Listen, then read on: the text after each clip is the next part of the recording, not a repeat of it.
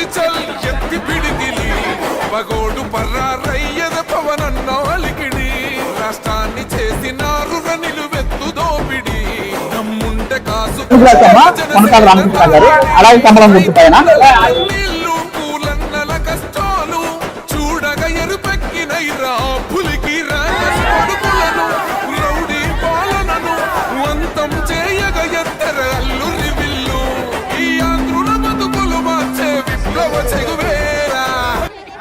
మీరు చేసేది నాకు కూడా నేర్పిస్తాను ఒకసారి. ఒకసారి అది ఎలా నువ్వు మోస్తావు మరి